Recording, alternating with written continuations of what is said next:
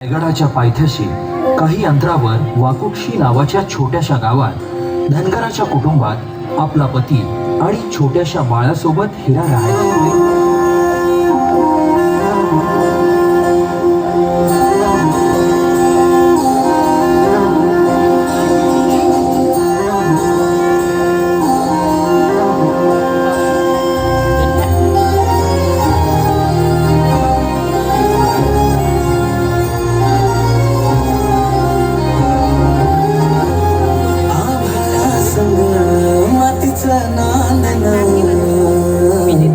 जीव झाला चकवा चांदना आभाळा संग मातीचा नांदना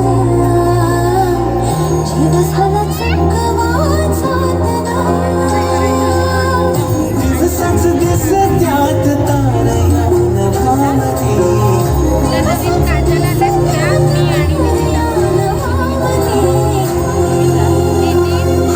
जगन हे न्यान झालं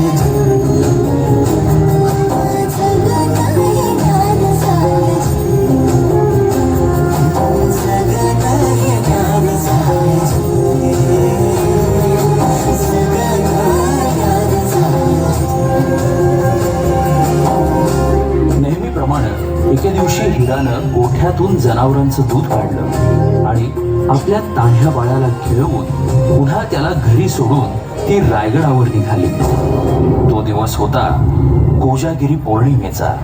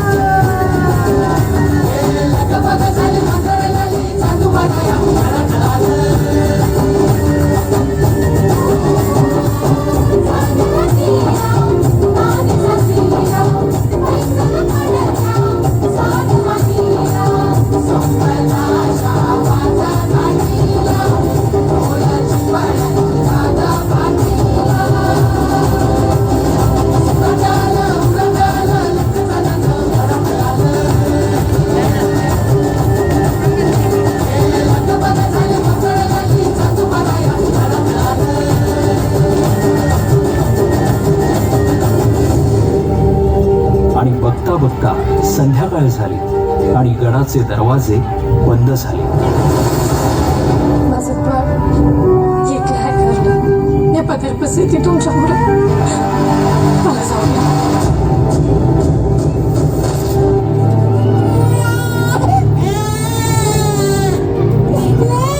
दमलेला जीव पुन्हा उमलून येई कानी येते हाक जेव्हा आई आई आई दमलेला जीव पुन्हा उमलून येई कानी येते हाक जेव्हा आई आई आई आई आई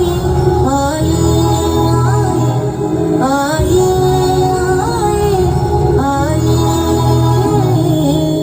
कुठं तरी रस्ता असेल ना एवढा मोठा गड तो पश्चिमेचा कडा आहे.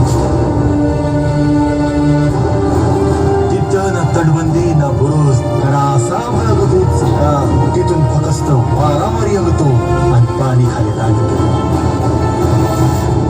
माझं बाळ आई भावाने राहील पाठीशी उभी.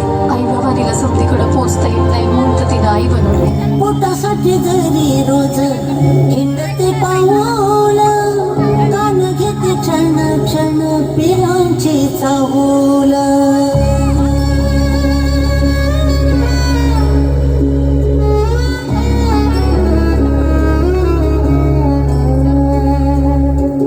पोटासाठी जरी रोज हिंडते पाऊल कान घेते क्षण क्षण पिलांची चाहूल